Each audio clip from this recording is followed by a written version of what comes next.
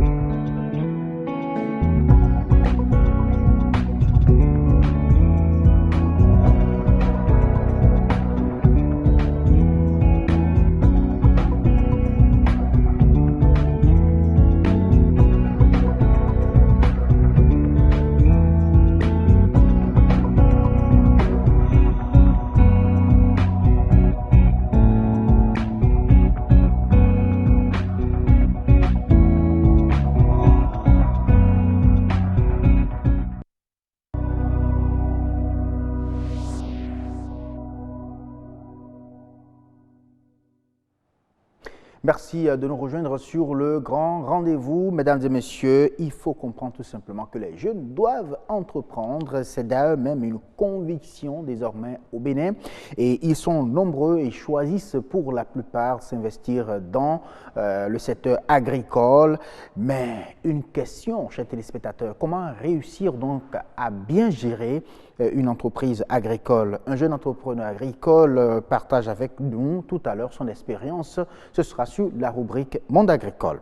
En matière de partage d'expérience, toujours, c'est une dame mère d'enfants hémophiles que nous reçoit tout à l'heure la rubrique Nature et bien-être. Avec elle, vous aurez des indices pour savoir si votre enfant est hémophile ou pas.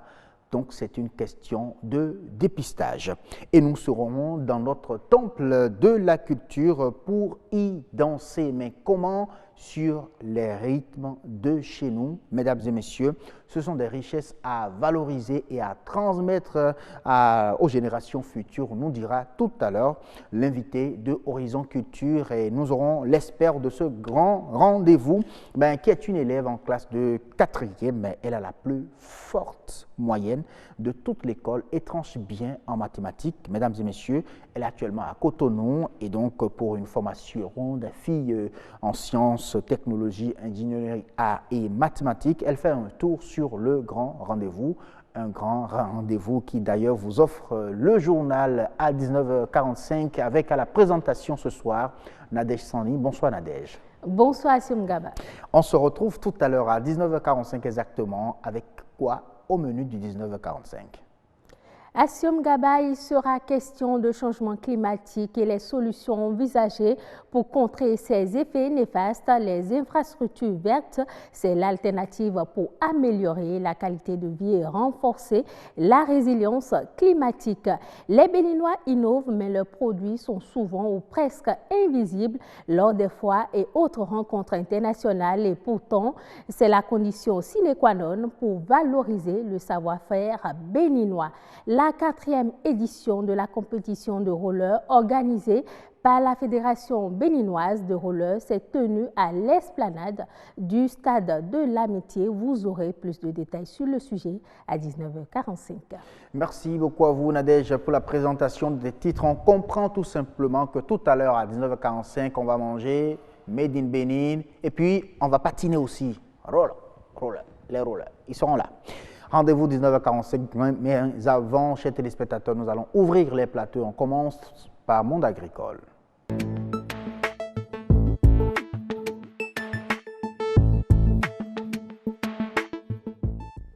Bienvenue dans Monde Agricole. Ça parle aujourd'hui d'entrepreneuriat agricole et surtout la jeunesse qui a choisi, qui a compris tout simplement et qu'il faut donc entreprendre, mais manque en tout cas de quelques astuces pour bien gérer donc ces entreprises agricoles qui sont donc créées. Comment réussir? Partage d'expérience dans un instant, juste derrière cet élément. Le monde agricole de nos jours présente assez d'opportunités d'affaires tant sur le plan productif que sur le plan commercial. L'arrivée des nouvelles technologies a permis d'offrir aux producteurs un plateau technique adéquat dans la chaîne de production. Dans un contexte pareil, l'entrepreneuriat agricole devient alors un modèle à adopter. Le chômage galope et c'est avec un cœur très dur que nous voyons nos jeunes qui finissent et qui veulent attendre d'avoir un contrat ou bien un travail pour être salarié. Alors que l'entrepreneuriat est là, surtout dans les filières agronomiques et dans les filières connexes. Sur le plan professionnel, nous espérons que, au fur et à mesure que les salons vont se répéter, que un plus grand nombre de jeunes femmes sorties de l'université ou bien de jeunes hommes sortis de l'université vont s'installer et également cela leur permet de pouvoir se prendre en charge et de pouvoir devenir des entrepreneurs à vrai titre. Assurer aux producteurs une disponibilité de la matière première et un marché d'écoulement des produits agroalimentaires reste un grand défi à relever.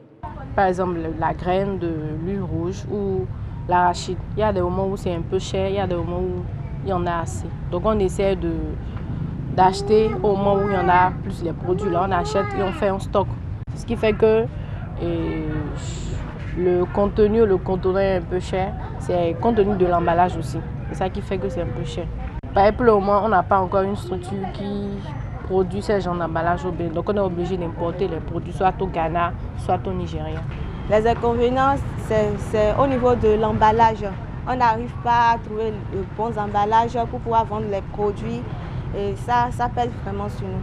Toutefois, des sensibilisations doivent encore aller à l'endroit de certains jeunes qui peinent à percer le monde de l'entrepreneuriat agricole au Bénin. Au niveau du public, le ministère de l'Agriculture et tous les autres ministères liés font déjà beaucoup, mais ça ne prend pas encore parce que il y a la mentalité qui ne suit pas. L'avenir du Bénin, de la jeunesse aujourd'hui et du monde, c'est l'entrepreneuriat. Donc je leur conseille vivement d'y penser, de demander l'inspiration divine pour pouvoir commencer par aller dans ce sens. Aujourd'hui, avec l'agroalimentaire, j'arrive à m'en sortir. L'entrepreneuriat agricole est un ensemble de valeurs qui s'acquièrent. Créer davantage de plateformes de formation en entrepreneuriat agricole au sein des producteurs et veiller à une bonne structuration du secteur serait un atout favorable pour le développement du secteur agricole au Bénin. On comprend donc que le Bénin compte beaucoup plus sur sa jeunesse pour réussir dans ce domaine-là et pouvoir profiter bien sûr de cette potentialité pour développer beaucoup plus son économie. On revient en plateau avec Canisius Tinongbe, qui est entrepreneur agricole. Avec lui, nous allons essayer en tout cas de chercher les indices qu'il faut. Comment réussir donc en entrepreneuriat agricole? Bonsoir Canisius. Oui, bonsoir monsieur. Merci beaucoup d'avoir accepté notre invitation. Bonsoir à vous, Marcel Betoro. Bonsoir Assion Gabar, chers amis téléspectateurs, bonsoir. Il est question ce soir de parler de leadership, parler d'entrepreneuriat agricole et surtout lié à la jeunesse. Exactement, pour juste abonder dans le même sens que vous, je dirais qu'il est question d'outiller davantage les jeunes pour réussir le pari de l'entrepreneuriat agricole. Et pour ce, nous sommes avec M. Canisius Tinongbe. Vous êtes spécialiste en marketing et action commerciale, et communication d'entreprise, voilà, également entrepreneur agricole. Assez quand même au niveau du profil pour me permettre de vous demander si on veut entreprendre dans le secteur agricole, quelles sont les pistes tout de suite à explorer? Ok, merci madame. Pour entreprendre aujourd'hui dans le domaine agricole, je parlerai de quelques pistes. Il y a par exemple les cultures céréalières, les cultures maraîchères et la transformation agroalimentaire ou la distribution agroalimentaire. Okay. Ce sont des pistes, autant de pistes qu'on peut explorer lorsqu'on veut rentrer dans le monde agricole. Et à chaque piste, une stratégie pour quand même réussir. Exactement. Mais nous allons peut-être aborder la piste de transformation agroalimentaire, puisque c'est sur ça que notre reportage même porte. Est-ce que en matière de transformation agroalimentaire, si je veux entreprendre, qu'est-ce qu'il faut avoir? En matière de transformation agroalimentaire, la première chose d'abord, il faut la matière première. Il faut la matière première. Il faut ensuite l'équipe, c'est-à-dire les ressources humaines qui vont participer à la transformation. Et il faut maintenant l'équipement, les machines, tout ce qu'il y a comme outils techniques pour pouvoir quand même mener à bien cette transformation agroalimentaire. Alors, nous parlons ici d'un défi de leadership pour la jeunesse béninoise. Oui. Il est question alors là de mobiliser d'abord ces intrants-là que vous venez donc de citer, oui. Ce qui veut dire que c'est aussi un pan de ce leadership-là. Comment est-ce que le jeune peut arriver à mobiliser tous ces moyens que vous venez de citer? Oui, le jeune peut arriver à mobiliser ces moyens d'abord en s'informant. Parce que c'est des moyens qui existent sur le terrain. Donc, quand il veut entrer dans l'entrepreneuriat agricole, il choisit son domaine, il doit être en mesure quand même de s'informer, de savoir où est-ce que je peux, par exemple, me procurer de la matière première. Il doit pouvoir forcément soit s'informer, les médias sont là, soit s'informer auprès des gens qui sont déjà dans le domaine pour savoir comment ils peuvent quand même l'aider ou l'accompagner dans tel ou tel secteur qu'il choisit d'embrasser. Alors, oui. Oui, il sera aussi question de faire confiance à ces sources d'informations aussi, parce que vous savez, au Bénin, le partage d'expérience n'est vraiment pas notre tasse de thé. Hein. Oui, c'est pas facile. Je crois que c'est en train de changer aujourd'hui. De nos jours, c'est en train de changer. Au niveau de la mentalité. Oui, au niveau de la mentalité. Et on n'est plus dans un système où on croit qu'il faut peut-être cacher l'information à ceux qui veulent entrer dans le domaine. Non. Aujourd'hui, plutôt, il vaut mieux donner l'information et chercher maintenant à fédérer peut-être les efforts pour pouvoir impacter plus dans le domaine. Très bien. Moi, je veux savoir, avant de venir peut-être aux défis qui limitent peut-être ou bien qui sont des entraves à la réussite en matière d'entrepreneuriat agricole. Le jeune entrepreneur agricole, quand il finit de créer, quand il finit de mobiliser tout ce qu'il y a, comment est-ce qu'il peut gérer l'entreprise qu'il a créée? Oui, comme toute entreprise, l'entreprise agricole aussi ne déroge pas aux règles de bonne gestion. Et soit, dans ce domaine particulièrement, il se fait accompagner. Il se fait accompagner par déjà des spécialistes qui sont dans le domaine, ou il se fait former. Il se fait former pour pouvoir avoir les outils de gestion qu'il faut pour pouvoir mener à bien son entreprise. Il se fait former, c'est à l'école qu'on apprend ça il y a des formations à l'école, mais il y a aussi des centres ou des structures spécialisées. Alors, ce qui se dit souvent, on a plein de jeunes qui ont fait gestion d'entreprise, mais qui sortent, qui cherchent plutôt du boulot. Maintenant, quand ils ont leurs propres entreprises, ils n'arrivent vraiment pas à bien gérer. On a l'impression que la réalité sur le terrain est différente de ce qui s'apprend à l'école. Ce n'est même pas une impression. Il y a toute une différence entre ce qui se passe réellement sur le terrain et ce qu'on nous enseigne dans nos universités ou dans nos centres de formation. C'est pour ça que lorsqu'il veut suivre la formation, il faut vraiment que ce soit une formation pratique. Il ne faut pas qu'il soit là seulement juste attendre de noter ou bien de voir voilà ce que ça donne sur le papier. Non, sur le terrain, qu'est-ce que ça donne réellement? Donc la formation doit être une formation vraiment pratique, si possible en présentiel, pour que la personne puisse vraiment acquérir les notions pour lesquelles elle est partie en formation. Vous êtes d'accord avec moi que pour mieux gérer son entreprise, il faut connaître les opportunités, les menaces qui s'offrent à vous en tant qu'entrepreneur ou en tant que directeur d'entreprise. Oui. En matière de défis dans le secteur agricole, pour un jeune entrepreneur, quels sont ces différents défis, à part déjà la mentalité qui est là? Quels sont les différents défis qui peut-être peuvent créer d'obstacles à l'entrepreneuriat agricole? Oui, en matière d'entrepreneuriat agricole, l'un des premiers défis, comme je l'avais déjà souligné, c'est la disponibilité de la matière première. Ensuite, il y a les différents, peut-être, en griffe maladies ou insectes, les aléas qui peuvent peut-être rentrer dans le système et décourager, entre autres, l'entrepreneur agricole.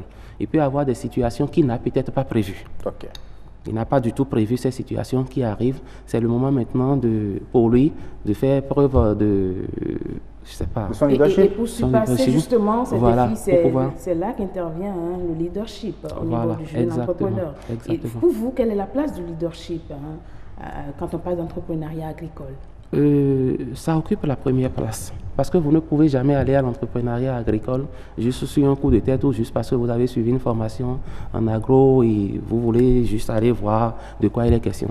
Si vous allez dans cette mentalité, vous en sortirez aussi vite que vous êtes rentré. Donc, il faut d'abord il y a d'abord une question de confiance en soi. Il faut que le jeune qui entre dedans cultive d'abord la confiance en soi, savoir pourquoi il est parti dedans et savoir il a un impératif de réussite. Okay. Il a un impératif de réussite. Ensuite, il doit pouvoir incrémenter ce concept dans la tête de ses collaborateurs. Parce que si lui seul, il a la motivation, si lui seul a la confiance qu'il faut, et s'il n'arrive pas à le gérer avec ses collaborateurs, ça ne passera pas. Et comment amener le jeune à intégrer le système de leadership à sa gestion en tant qu'entrepreneur agricole? Oui, c'est ce que je dis. Si lui-même déjà, en tant que leader, s'il a le leadership qu'il faut, s'il a le leadership qu'il faut, ça veut dire qu'il devient un leader. En tant que leader, il va forcément travailler à implémenter ce leadership à son équipe. À son équipe, ouais. Forcément. Sans ça, l'équipe va toujours faire peut-être des choses contraires à ce que lui veut. C'est ce que vous avez fait pour réussir? Oui. Vous pouvez partager avec nous votre expérience très rapidement? Oui. Moi, pour ma petite expérience, pour ce que je peux dire rapidement, c'est juste que au début, l'équipe qui voulait travailler avec moi était informée des objectifs. Où est-ce qu'on va? Quels sont les moyens dont nous disposons actuellement? Et quel est le travail ou la responsabilité de chacun dans ce processus? Il faudrait que chacun soit informé à chaque étape du processus de sa responsabilité et de comment il doit faire pour que l'objectif soit véritablement atteint. Et ça a été facile de les engager dedans? Oui, ce qui se passe des fois, il y a toujours entre griffes des rebelles ou bien des gens qui ne comprennent pas encore. Oui. Mais il vaut mieux des fois les sortir du système pour que le système ne soit pas enrhumé, si on veut. Merci beaucoup à vous, M. Canisius Atinogbe. C'est vrai qu'on a beaucoup à dire sur ce sujet. Peut-être on va consacrer un autre plateau à la question, pourquoi pas. Okay. Déjà, vous, téléspectateurs, il faut retenir que quand on veut, on peut. Et pour y arriver, il faut juste se donner les moyens pour réussir dans le secteur agricole. Entreprendre agricole, c'est possible si vous voulez.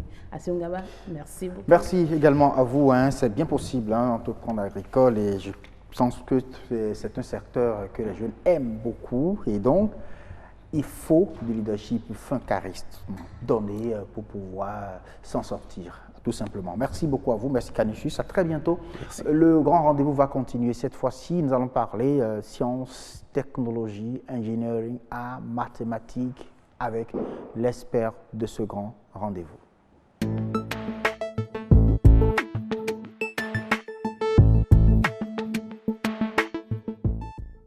Oui, elle va venir tout à l'heure sur ce plateau. Elle s'installe d'ailleurs même déjà. Elle, c'est bien sûr Keren Tozo.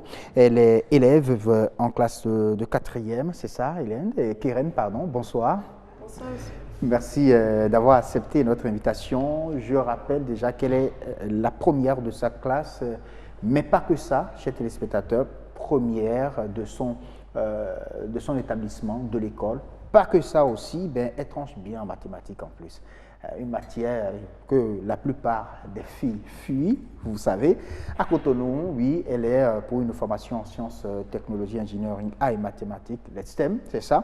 Elle fait un tour sur le grand rendez-vous pour partager avec nous son expérience, comment elle arrive à s'en sortir en matière, dans ces matières aussi compliquées pour la plupart des élèves. Keren, vous venez de quelle région, de quelle zone déjà? Je viens de l'Atlantique, plus précisément à Wamé. À Wamé. Oui. Alors, vous fréquentez où? C'est où votre école? Vous êtes nombreux dans cette école-là? Oui, nous sommes un peu nombreux. Bon, c'est le complexe scolaire Pierre Angulaire. Ok.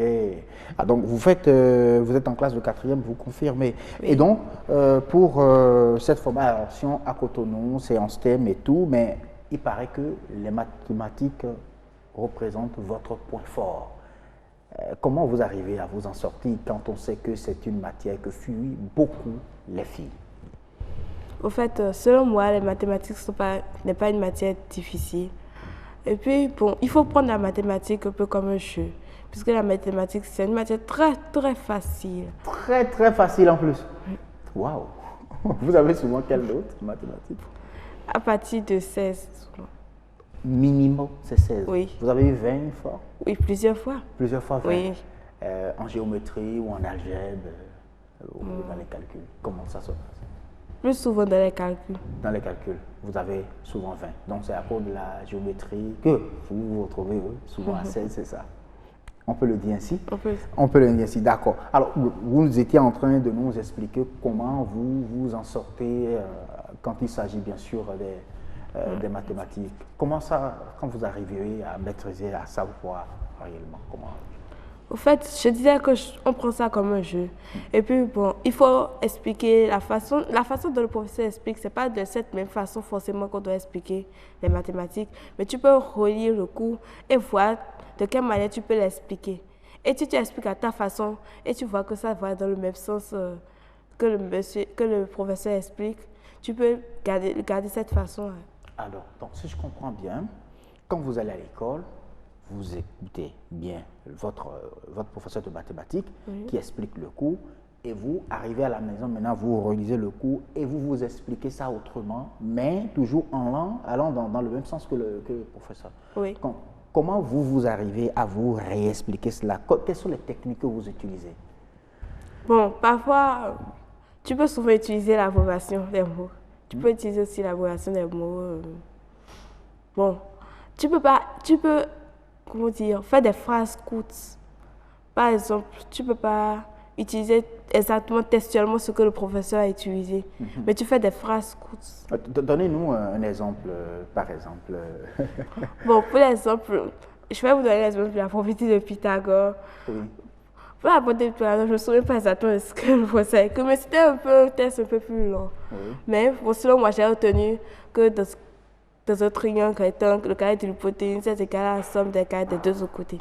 Des deux autres côtés. Oui, donc, vous avez retenu juste ça? Oui, juste ça. Et c'est ça qui vous permet de vous en sortir quand ça arrive. Mais comment vous arrivez à identifier, à savoir que oui, ça c'est le théorème de Pythagore qu'il faut utiliser face à tel exercice, tel problème? Le plus souvent, lorsqu'on parle de triangle rectangle, j'identifie d'abord le problème. Si on me demande de chercher un côté, là, je me dis là, c'est le théorème de Pythagore. C'est le théorème de Pythagore qu'il faut utiliser. Oui. Donc vous retenez tout simplement que la mesure de l'angle droit, c'est ça? Non. L'angle rectangle? Non? Ben alors, expliquez alors. Je retiens juste simplement que le côté est plus long, c'est-à-dire l'hypoténuse, que la somme, son carré, est égal à la somme du carré des deux autres côtés. Des deux autres côtés. Oui. Donc, vous utilisez cette manière-là. Or, c'est avec un très long discours que le professeur a expliqué. Pas très long. Donc, vous n'avez pas gardé tout ça, mais vous avez juste gardé ça là. Oui. Alors, à part le théorème de Pythagore, quelle autre astuce vous avez utilisé pour garder? Quelle autre formule? Juste un autre exemple, par exemple. Une autre formule? Oui. Ça, la réciproque de la propriété de Pythagore aussi. Oui. Les formules pour calculer par exemple le périmètre de base, les deux bases. Oui. Vous avez utilisé quelle astuce par exemple pour ça? Bon, par exemple, je vais prendre l'exemple du rectangle. Par exemple, on peut dire longueur fois largeur. Mais moi, au lieu de faire longueur fois largeur, j'ai prévu ça genre grand L fois petit L fois. Voilà. Donc, ça te permet à toi de rapidement mémoriser les choses, de pouvoir donc les appliquer. En tout cas, de très belles. Alors, tu confirmes en réalité que les filles sont capables également de réussir en sciences, technologies, en mathématiques surtout? Oui, les filles sont capables de réussir en sciences, technologies et mathématiques. La preuve, l'exemple, dans notre école, bon, je suis la première de l'établissement. La deuxième de l'établissement, c'est une fille aussi. Ah oui? Oui, elle est en troisième. Elle travaille aussi? Oui, elle travaille en mathématiques. Elle est en troisième? Oui. Ah, vous êtes en quatrième? Ok. Et la troisième de l'établissement est en cinquième. C'est une fille aussi, elle travaille aussi en mathématiques. Waouh! Vous vous connaissiez? Oui, on se connaît. Vous vous connaissez. Ah, mais ça, c'est bien. Et donc, les filles en sont vraiment capables. Tu es à Cotonou pour une formation en STEM, sciences, technologies, ingénierie, amateur. Bon, dites-nous, est-ce que vous avez déjà entendu parler des STEM? Auparavant, non. Auparavant, non. Donc, c'est pour la première fois Oui. que tu entends parler des STEM. Oui. Comment peux-tu l'expliquer aujourd'hui aux autres filles qui ne sont pas dans la même information que toi? Je peux dire que c'est une formation qui permet de se former plus en sciences, en technologie, pour aller plus dans le domaine d'ingénieur.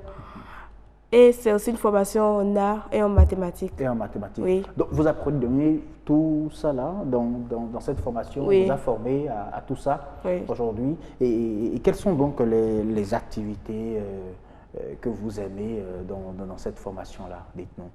Vous avez fait quoi et quoi d'abord? Bon, on a fait des activités agricoles.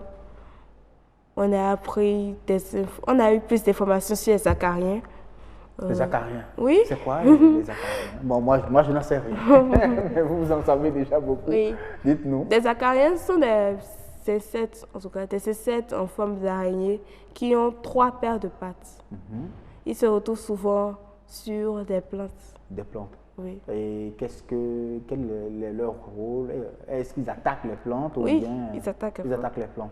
Et donc, vous avez eu beaucoup déjà d'informations là-dessus. Ça fait partie des choses que vous avez donc gardées. Quelle autre activité vous avez eu? Nous avons eu une formation sur Scratch.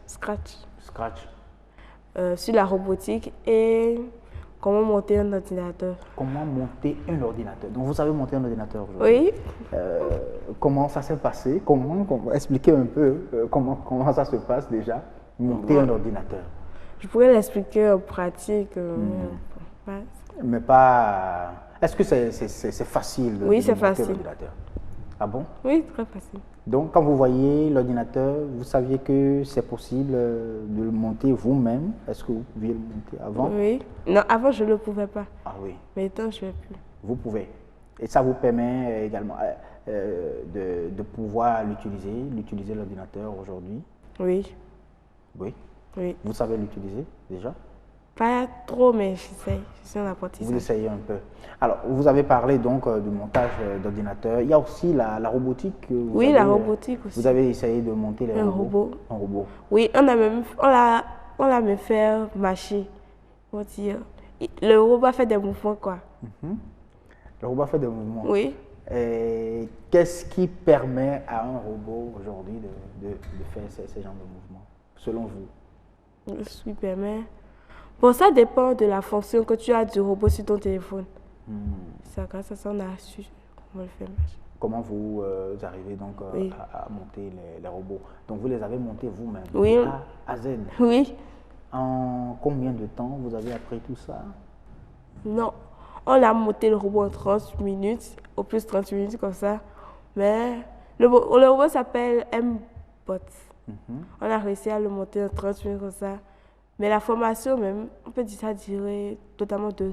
2 heures? Oui. 2 heures de formation. Et vous arrivez déjà en 30 minutes à monter un robot. Et qui a joué quel rôle exactement pour vous? Bien, ça bouge tout simplement. Bon, le robot, on avait mis une force particulière. Genre, quand il voyait un obstacle devant lui, le robot s'arrêtait lui-même. Ah, d'accord. D'accord. OK. Ben, je pense que c'est une bonne formation. Alors, aujourd'hui, comment est-ce que vous pensez que vous pouvez partager ces expériences avec vos amis désormais?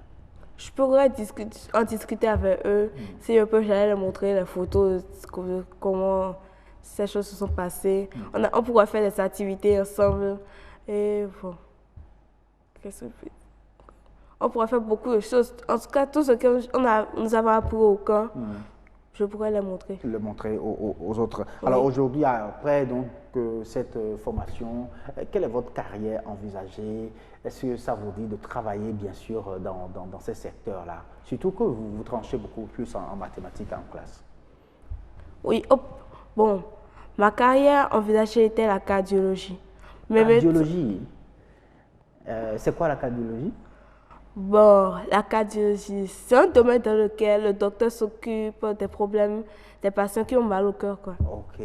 Ok, d'accord. Donc vous voulez, pourquoi vous avez choisi la cardiologie? Parce qu'il y avait une grand-mère qui souffrait de la et des maux de cœur. Et puis, ce cardiologue qui a réussi à l'aider, à la sauver. Donc ça m'a plu aussi d'aider d'autres personnes qui souffrent des maux de cœur. Qui souffrent des maux de cœur. Alors aujourd'hui, quand vous avez suivi cette formation, est-ce que ça vous donne d'autres idées de profession? Quoi par exemple? Bon, m'initier dans le domaine de la robotique. Carrément. Fabriquer des robots. À quoi ça sert un robot selon vous? Le robot peut aider aussi l'être humain. Bon, on peut, par exemple, dans le domaine de la cardiologie maintenant, je peux créer un robot qui peut faire des opérations aussi du cerveau.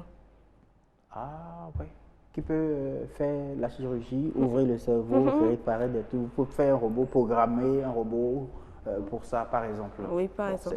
C'est un exemple. Merci beaucoup, en tout cas, d'être venu sur ce plateau. Est-ce que les parents sont d'accord avec votre carrière envisagée? Est-ce qu'ils vous accompagnent? Comment ça se passe à la maison aussi, pour que tout marche comme ça?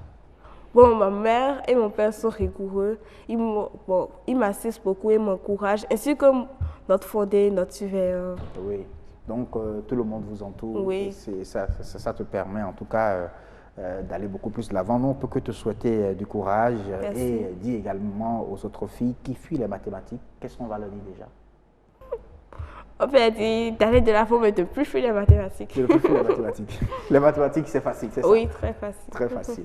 Merci beaucoup à toi, Keren Tozo, d'être venu sur ce plateau. C'était un plaisir, en tout cas, ce partage d'expérience avec toi. Nous allons continuer avec vous, chers téléspectateurs, sur le grand rendez-vous. Oui, on va à l'école, on va plutôt à l'hôpital. Hein. On a parlé avec une future cardiologue tout à l'heure. Non, plutôt dans notre temple de culture, c'est ça? Ah oui, c'est Jennifer qu'on va recevoir. Avec elle, on va parler d'art. Oui, on parle de danse. On parle également des rythmes de chez nous. C'est Horizon Culture.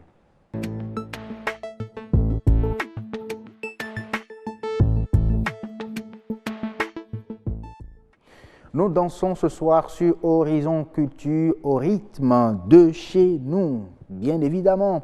Ce sont des richesses à valoriser et à transmettre aux générations futures. Mais comment réussir cela? On va répondre à la question tout à l'heure avec l'invité de Jennifer Sativi qu'on va retrouver sur Horizon Culture dans un instant, juste derrière ce reportage. La danse traditionnelle, c'est toute une philosophie, c'est tout un savoir, c'est tout un savoir-faire parce que la danse traditionnelle évoque une situation.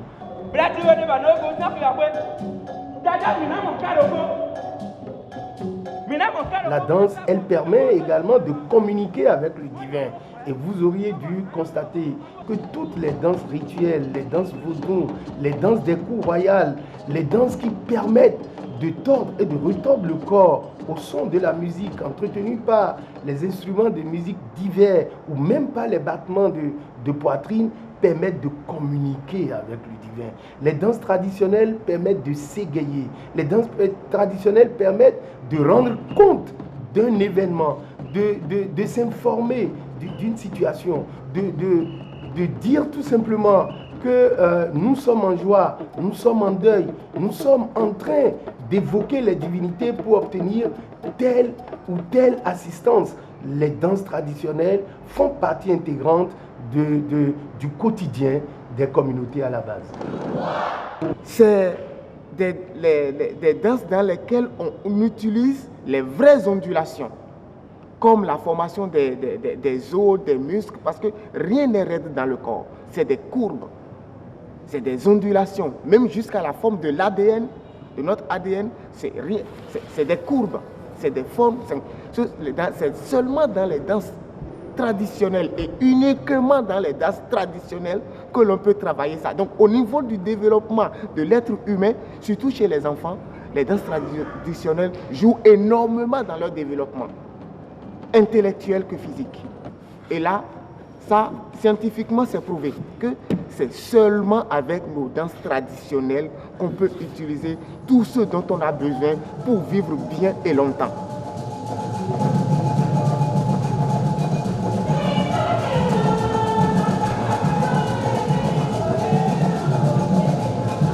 Ah oui, hein, j'aime bien cette danse-là. Le Agbadja.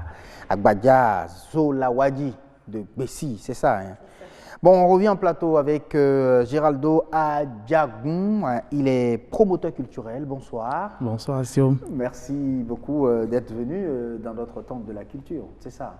Merci. C'est un plaisir. Bonsoir. Jennifer Sativi qui nous revient en pleine forme ce soir. Oui, ça va beaucoup mieux. Ah oui, je suis très content. Je suis très contente de vous voir aussi. C'est notre premier plateau ensemble. Ah oui, ça c'est vrai. C'est vrai en plus. Alors, on parle danse, rythme de chez nous, des richesses à partager. Voilà. Donc, nos danses sont assez diversifiées et tout. Donc, on ne sait pas toujours comment les valoriser. On va parler dans un premier temps des danses et ensuite de comment les mettre en valeur. Et donc, nous recevons Géraldo Adjagoum. Bonsoir. Non, Géraldo Adjagoum. Bonsoir, Jennifer. Bonsoir. Merci d'avoir accepté notre invitation. Merci. On verra si vous savez danser traditionnellement. Je vais danser à Agbadja ici. D'accord. Ok, dans un premier temps, j'aimerais d'abord vous demander, selon vous, quelle est la place qu'occupe la danse en ce qui concerne dans la culture d'un pays?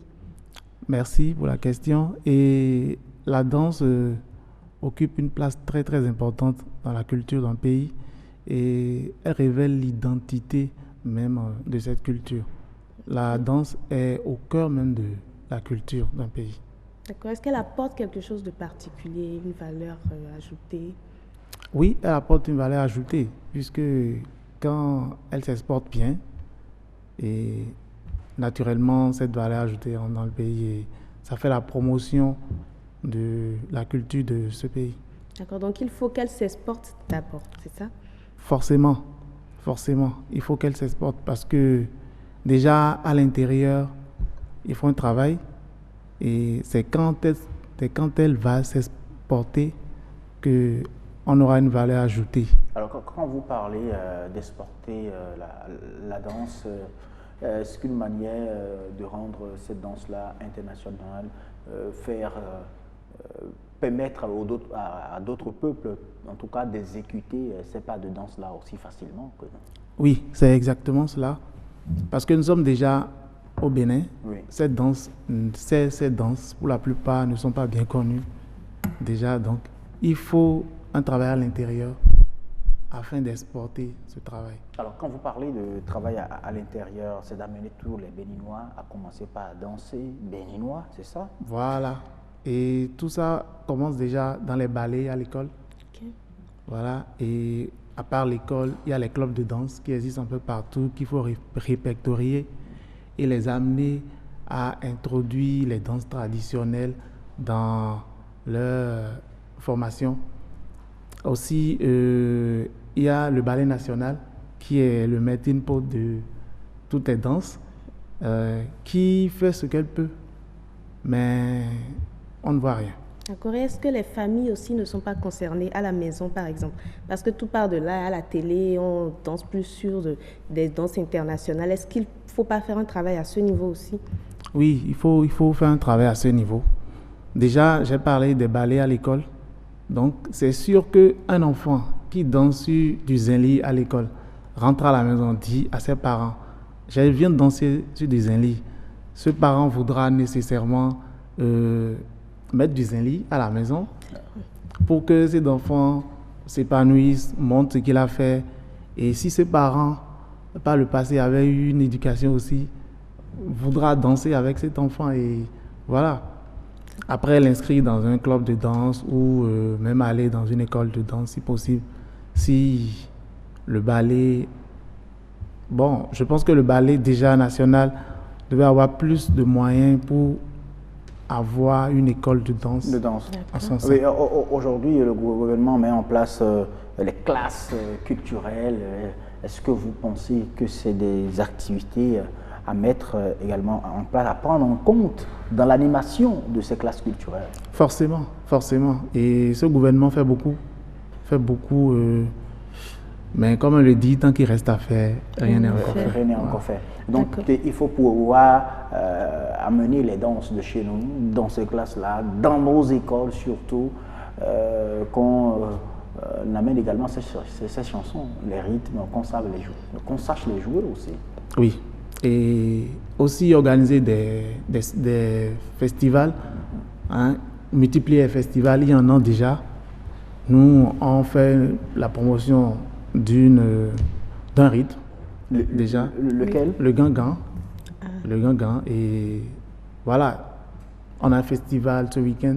Si on peut promouvoir plus en multipliant ces festivals, forcément, ça va éclore. Et si on parle par exemple des danses et des rythmes du Bénin, est-ce que ces rythmes ont des particularités que vous pensez qu'on peut exploiter à l'international et qui vont vraiment attirer des gens? Bon, déjà, les rythmes de chez nous leur particularité, c'est qu'elles sont toutes belles. Oui. Voilà, elles sont toutes belles, attrayantes. Et ça force l'attention. D'accord. Est-ce que vous avez une idée du nombre de danses? Au Bénin, on en a tellement. Je peux vous en citer si vous voulez, mais de façon éparpillée. Okay. Bon, on a déjà au nord le Teke, du Tipenti à l'écran. Voilà, du Tipenti, comme je disais. Voilà. Là, c'est quoi déjà? On dirait du... Teke ou... Non, je ne vais pas raconter. Bon. Ensuite, il y a le Agbadja, du Zinli, du Gangan, comme je le disais, le Ogbon, Tienkoumé, etc.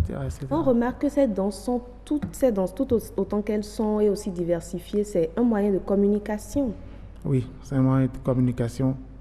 Et vous voyez, chaque danse véhicule un message. On prend l'exemple du Zinli, par exemple. Il y a des Zinli qui sont joués uniquement pour des cérémonies funèbres. Okay. Il y a des Zinli qui sont joués pour des manifestations populaires. Il y a des Zinli qui sont joués pour des cérémonies de gaieté. Donc, là, on parle de Zinli, et voilà. Puis le Zinli, on connaît également le Zinli rénové, le Zinli Bété. Voilà, il y a beaucoup de Zinli désormais. Il y en a aussi, il y a le Zinli de l'Ouémé, non? Oui, bien sûr. Il y en a un peu partout. Il y en a aussi à Dassa. Même dans le Mono. Oui. Il y a le Zinli de Dassa. Oui, il y a le Zinli de Dassa. Mais je n'ai pas encore écouté ce Zinli-là. Donc voilà, nous avons des danses assez diversifiées qu'on ne connaît peut-être pas toujours. Est-ce qu'il ne faut pas aujourd'hui, puisque les jeunes veulent danser moderne, penser à insérer nos danses-là dans la musique moderne, comme on a réussi à insérer déjà les instruments de musique traditionnelle dans la musique moderne? Oui, et c'est cela même qui va donner l'identité même à la musique de notre pays, parce que vous n'êtes pas sans savoir qu'on n'a pas une identité au Bénin. Et quand vous écoutez une musique ghanéenne, vous savez déjà que ça c'est du Ghana. Voilà, pour raconter une petite anecdote, moi j'étais au Sénégal, on était allé danser et on a dansé juste 1 heure de temps, du Naïdja, du Ivoirien, Congolais, mais tout le reste de la soirée c'était du Mbala. Okay. Et tout le monde dansait. On était là. Donc il va falloir sélectionner une seule danse pour nous représenter? Pas forcément. Pas forcément. Ok, merci beaucoup. J'imagine Géraldo en train de danser le Mbala.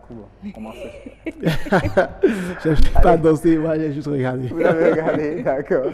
Merci beaucoup, Jennifer. Merci, Asiom. Voilà, donc on peut valoriser nos danses, les insérer dans les classes et tout ça. Merci d'avoir accepté notre invitation. Merci, Jennifer. Asiom, j'aimerais bien vous dire à demain, mais voilà. Ben, vous serez avec Aniat. Oui. Il n'y a pas de souci. Moi, je vous retrouve jeudi prochain. Vous allez me manquer. Ben, vous aussi. Vous aussi. Ah oui, il est l'heure. Il y a Victoire qui fait la main. De l'autre côté, il est l'heure. Oui, c'est vrai, il est 19h45. La descente nous attend. On suit le journal chez téléspectateurs.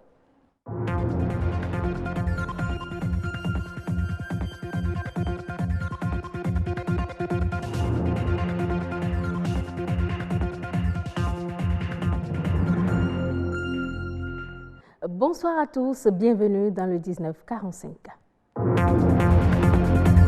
Investir dans les infrastructures vertes est l'une des solutions envisagées pour faire face aux effets néfastes des changements climatiques. Ce système de gestion permet aux communautés de préserver la biodiversité. Projecteur sur les produits label Bénin qui peinent à être visibles lors des foires et autres rencontres internationales. C'est pourtant à cette seule condition que les Béninois pourront vanter le savoir-faire. La 4e édition de Challenge Cotonou Skating Open, c'est une initiative de la Fédération béninoise de roller sport. Plusieurs athlètes internationaux ont participé à cette compétition.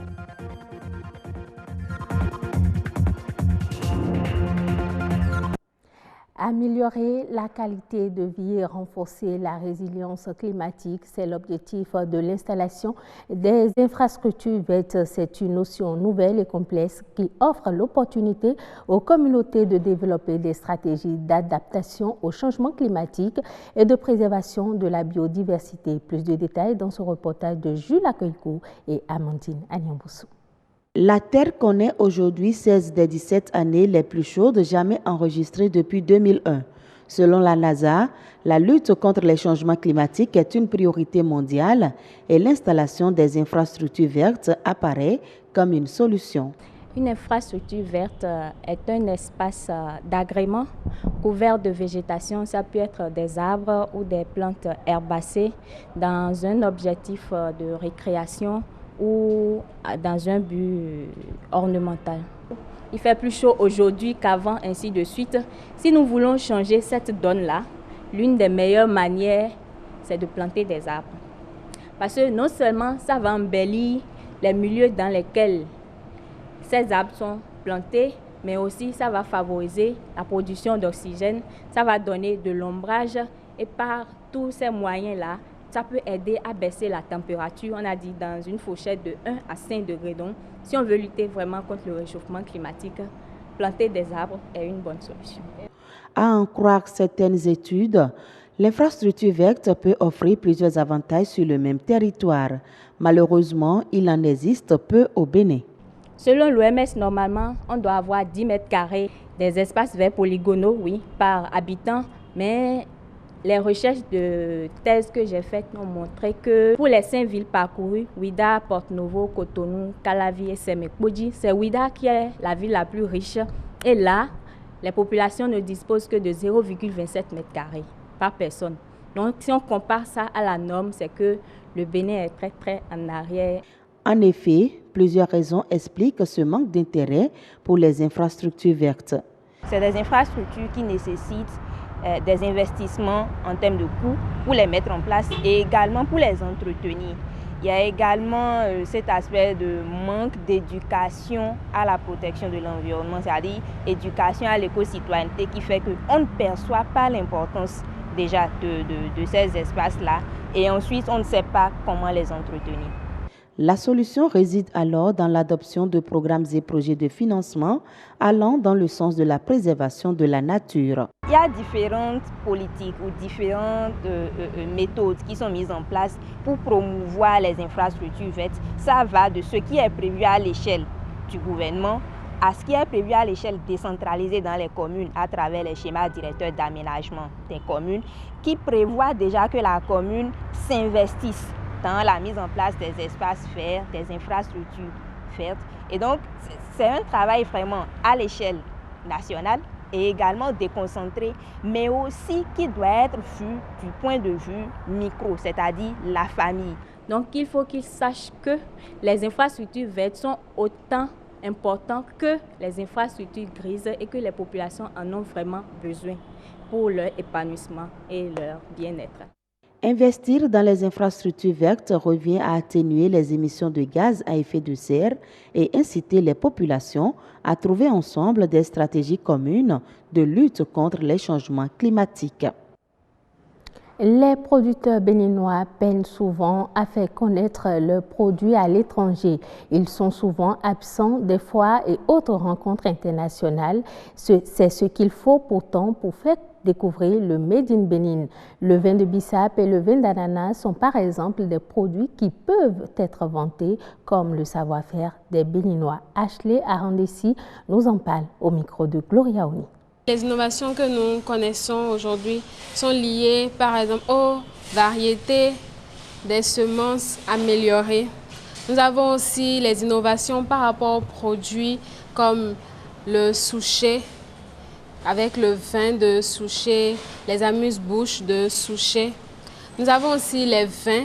Aujourd'hui, nous avons le vin d'ananas, le vin de bissap et aussi la liqueur de souchet. Les agriculteurs peuvent rencontrer plusieurs types de difficultés, souvent plus liées aux consommateurs. Les agriculteurs sont parfois sceptiques face à l'innovation qu'ils vont apporter parce que le consommateur n'est pas tout le temps disponible à prendre un nouveau produit qu'il ne connaît pas, dont il ne connaît pas les effets sur sa santé. Par ailleurs, il est aussi difficile pour les agriculteurs de labelliser leurs produits, ce qui les rend aussi réticents à créer de nouveaux produits s'ils savent qu'ils auront à investir beaucoup d'argent pour le labelliser, le certifier et le mettre sur le marché. Nous dirons que les produits sont valorisés par l'État, par les promoteurs eux-mêmes, mais il reste encore à faire. Et tant qu'il reste à faire, on dit que rien n'est fait. Donc nous proposons qu'il y ait beaucoup plus d'actions qui soient menées.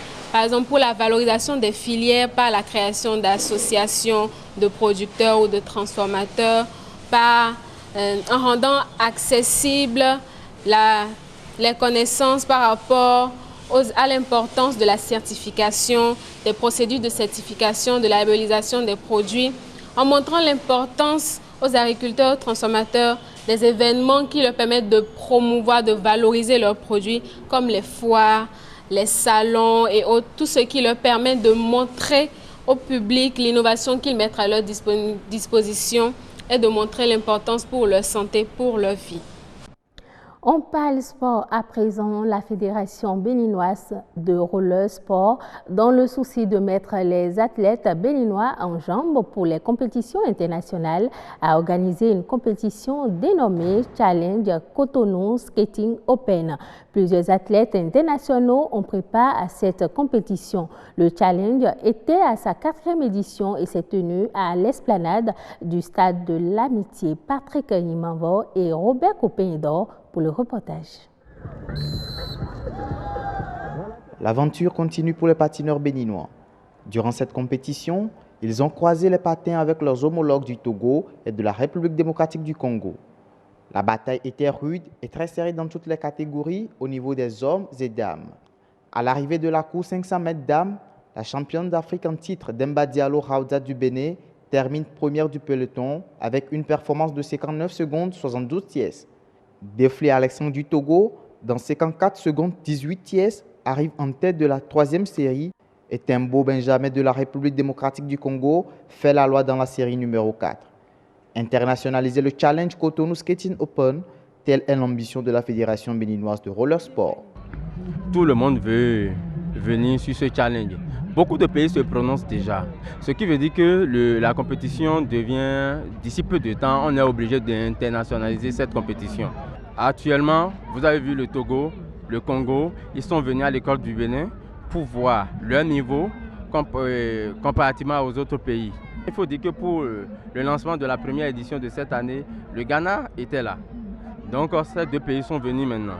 C'est la compétition même qui nous oblige maintenant à l'internationaliser pour que l'année prochaine, on puisse parler de International Challenge Cotonou Skating qui va connaître la participation de beaucoup de pays, même les champions du monde vont venir sur la terre béninoise pour cette compétition.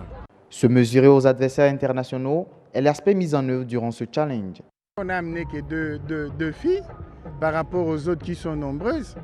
Alors, avec des filles qui participent à tous les catégories. Donc, je crois que c'est tout à fait normal, il n'y a pas baisse.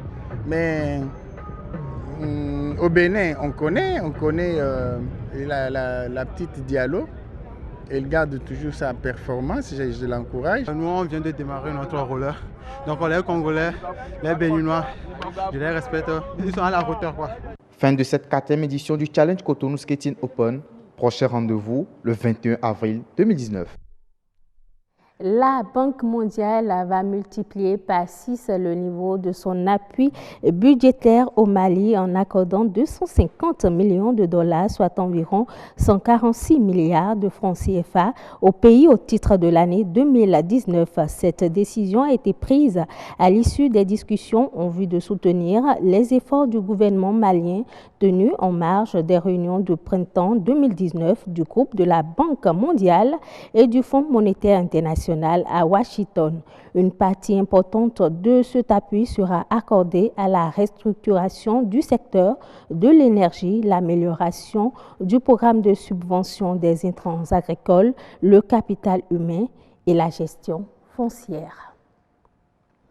En Côte d'Ivoire, le Conseil national café-cacao veut connaître le nombre de producteurs et la superficie de cacao emblavée dans le pays. 800 agents recenseurs ont été recrutés et mis sur le terrain pour un recensement national. Le reportage de Noël Niagno de la RTI.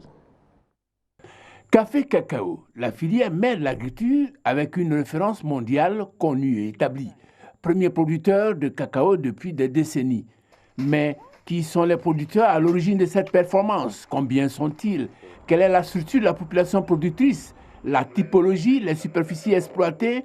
Enfin, quel est l'âge des parcelles et leur localisation géographique?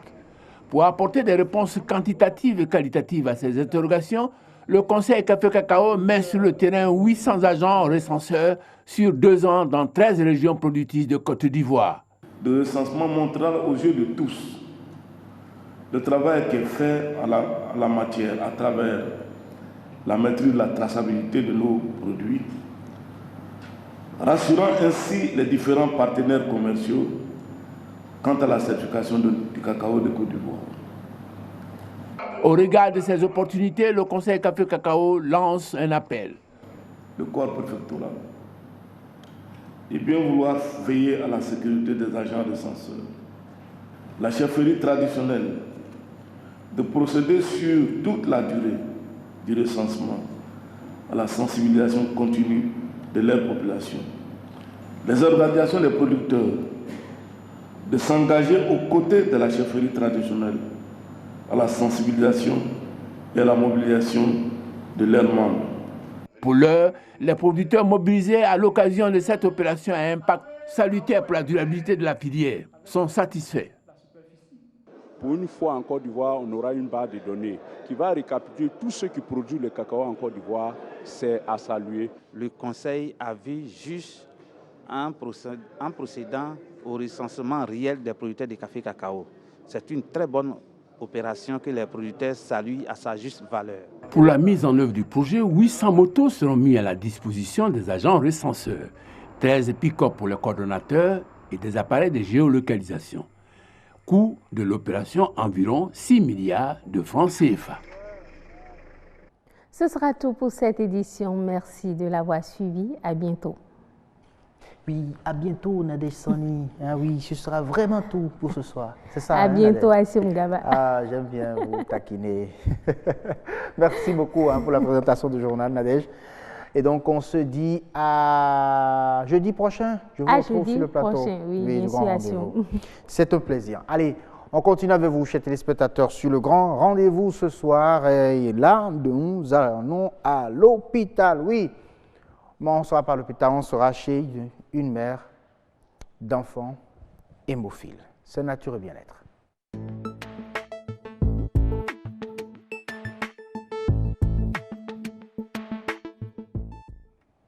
Bienvenue sur Nature et Bien-être. Il est question ce soir de partager avec vous les expériences d'une mère enfant d'hémophile qui a pu donc quand même aider l'hôpital à dépister réellement, à savoir que son enfant souffre d'hémophilie. Mais comment elle a réussi? Vous serez également sur ces pistes-là dans un instant. Pour le moment, nous allons suivre le reportage de Rose Danondé. C'est une maladie rare, très rare. Dans le monde, seulement 1 personne sur 1000 en souffre.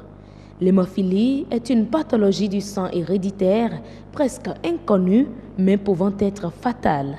Les sujets qui sont atteints de cette maladie, lorsqu'ils se blessent, lorsqu'ils saignent, ce saignement met du temps à s'arrêter, ou alors ce saignement peut même ne pas s'arrêter et conduire à des circonstances très fâcheuses. Les hommes, eux, seront atteints de cette maladie lorsqu'ils sont porteurs de cette anomalie génétique. Par contre, les femmes, lorsqu'elles ont cette anomalie génétique, elles ne seront que des conductrices. Elles vont transmettre la maladie sans être malades. Le Bénin fait aujourd'hui partie des pays dans lesquels on enregistre des hémophiles. Nous avons sensiblement près d'une 50aine d'enfants ou de patients hémophiles qui sont actuellement suivis par nous. Le diagnostic est le point de départ d'un projet thérapeutique qui peut se révéler très coûteux dans l'environnement béninois. On estime annuellement la prise en charge d'un hémophile de l'ordre de 70 000 € à 300 000 €, ce qui nous fait des chiffres de l'ordre de la quarantaine de millions jusqu'à près de 300 et quelques millions. Ce n'est pas disponible. Ce dont nous disposons sous nos cieux pour prendre en charge ces patients, c'est le plasma frais. Dans chaque foyer, la maladie est constatée d'une manière différente. Le point commun est l'écoulement sans arrêt du liquide sanguin. Mon enfant a été circoncis à l'âge de 2 ans. Donc, je ne savais même pas qu'il était hémophile. On a tout fait, le sang n'a pas coupé. Dans le temps, j'ai dépensé au moins 300 à 50 000. Pour seulement la circoncision que j'ai fait à 5 000 dans le quartier, chez un médecin. C'est grâce aux déchirures qu'il a eues à la maison que le sang coulait. Et je ne savais pas que c'était hémophilie. Nous sommes allés à l'hôpital Kangezo. C'est pas là qu'il nous disait qu'il ne peut pas supporter, qu'il ne peut pas traiter le cas, que de venir à Sénancheux. Et depuis le jour où j'ai mis pied à Sénancheux, vraiment, si je veux dire, l'argent que j'ai dépensé, je suis déjà dans les 600 et quelques mille pour le cas de mon enfant. Aujourd'hui, une association béninoise des hémophiles a vu le jour et pourra l'accompagner dans la prise en charge de son enfant. Oui, merci beaucoup à vous, Rose Danandé. Et puis, on retrouve bien sûr cette dame-là, qui est la présidente de cette association des hémophiles au Bénin, Chimène Villon, mère d'enfants hémophiles. Bonsoir. Bonsoir, monsieur le journaliste. Merci pour cette générosité à l'endroit, bien sûr, de nos téléspectateurs, en acceptant, venez sur ce plateau, partager votre expérience de mère d'enfants hémophiles. Merci beaucoup. Bonsoir. Yasmine Damata, comment allez-vous? Bonsoir. Ouais, vous ressemblez beaucoup plus au Nadège, donc des fois j'ai envie de dire Nadège Damata. Vous comprenez? Nadège Damata. Nadège Damata. Bonsoir. C'est un plaisir, Yasmine, de vous retrouver ce soir. Nous parlons d'hémophilie. Oui, de l'hémophilie. Et nous partageons d'ailleurs même l'expérience de cette dame-là. Voilà, une fille. Eh bien, mes téléspectateurs, aujourd'hui, nous partageons avec vous l'expérience du hémophile. Bien, il faut que je rappelle déjà que hier, la communauté internationale a célébré la journée mondiale des hémophiles. Et avec nous, nous avons Madame Chimène Villon, qui est une mère d'enfants hémophiles. Dites-nous déjà comment vous aviez su que votre enfant est hémophile. Je vous remercie, Madame. Bonsoir, bonjour, chers téléspectateurs. Oui. Je vous remercie. Je remercie BB24 pour cette opportunité qu'elle me donne, qu'elle m'a toujours donnée depuis 4 ans. Bon, mon expérience, elle est assez vaste. Et depuis la création de l'association, nous avons beaucoup évolué. Et je m'en vais définir l'hémophilie pour ceux qui ne savent pas ce que ça veut dire. L'hémophilie, c'est une maladie de la coagulation du sang. Et quand vous êtes atteint de cette pathologie, vous avez régulièrement des saignements. C'est-à-dire, vous avez un déficit de facteurs 8 ou 9. Et qu'est-ce qu'on appelle ces facteurs-là? Ce sont les protéines qui nous permettent de maîtriser l'hémorragie. Donc, ces personnes portant cette pathologie manquent des coagulants dans leur sang. Ce qui fait qu'ils ont régulièrement des hématomes au niveau des articulations. Ça veut dire qu'ils sont en train de saigner. Et le seul centre pour pouvoir les diagnostiquer, c'est le CNHU. Ils sont en train de saigner, mais le sang ne sort pas. Ça ne sort pas. Donc ça reste dedans. Au niveau de l'articulation. De l'articulation. Voilà. Et ça ne prévient pas, ça sort à n'importe quel moment. Ça n'a pas une date donnée ou bien une heure donnée pour pouvoir vous prévenir. Mais comment vous aviez su pour votre enfant? D'abord, quand l'enfant est hémophile, déjà, quand vous allaitez votre enfant, vous allez constater que l'enfant a l'habitude de vous mordre les mamelons. Et quand il commence à marcher à quatre pattes, vous allez remarquer qu'il y a des boules qui sont dans ses pieds parce qu'il fait des efforts avec ses pattes. Vous allez aussi remarquer que quand vous allez vacciner votre enfant régulièrement, quand on lui fait la piqûre, au lieu que là où on lui a fait la piqûre, le sang se cicatrise automatiquement, se coagule automatiquement, ça ne se coagule pas. Il continue pas à saigner. Et quelques jours après, vous allez remarquer que la partie est dure. Et c'est le sang qui s'est coagulé à cet endroit. Parfois, les infirmiers ou bien les aides-soignants qui vous administrent ces vaccins-là, ils ne sont pas informés. Et quand vous leur en parlez, ils se disent que non, allez lui donner du paracétamol, que ça va passer. Oh, c'est pas du paracétamol. Oh, c'est autre chose. Donc là, déjà, c'est des signes auxquels il faut faire attention. Voilà. Donc, quand vous quittez là, à l'école, quand vous tapez ou bien vous tapotez votre enfant, vous allez constater que sa main s'est gonflée. Pensez à aller faire un dépistage au CNHU directement, parce que c'est le seul centre qui s'occupe de ça. Donc, ce sont ces signes-là qui m'ont amené, moi, à aller faire le diagnostic. Avant ça, j'ai fait le tour de quelques hôpitaux dans le Cotonou, mais je n'ai pas eu satisfaction. Et il a fallu que l'enfant tombe et qu'il se blesse au niveau de sa lèvre et qu'il saigne plus que la normale pendant plusieurs jours. Plusieurs jours. On a dû faire une situ, ça n'a pas marché. Donc c'est au CNHU seul qu'on a pu avoir satisfaction. Et quelle satisfaction encore?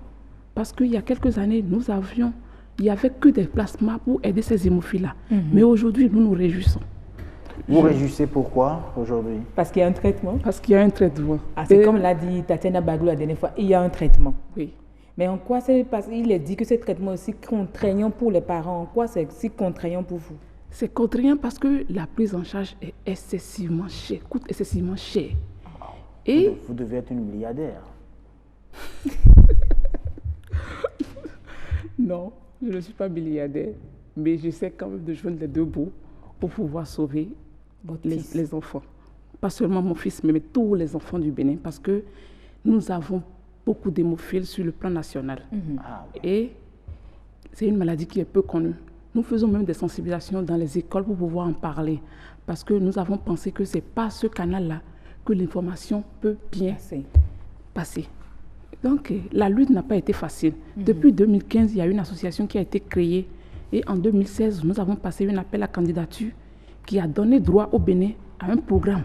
Le programme est en train de finir 3 ans, qui a coulé 3 ans. Et c'est ce programme-là qui nous a amené à la Fédération mondiale de l'hémophilie, qui aujourd'hui nous fait don de ces facteurs-là. Donc, ces facteurs qui coûtent au moins 800 000 francs par kilogramme. Nous avons ces facteurs-là. Mais il faut combien de kilogrammes pour chaque enfant? 800 000 par kilogramme. 800 000 francs par kilogramme. Par kilogramme, c'est selon votre poids. Donc, vous imaginez un peu les dépenses dont nos parents ont fait face régulièrement. Mais ce n'est pas qu'on paie ces 800 000 francs, mais la prise en charge ici, pour se faire administrer ces facteurs-là, ça coûte de la tête aux pieds. Mais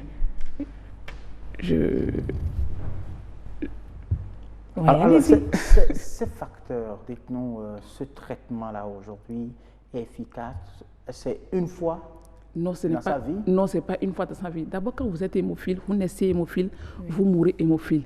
Ces facteurs-là, c'est juste des calmants.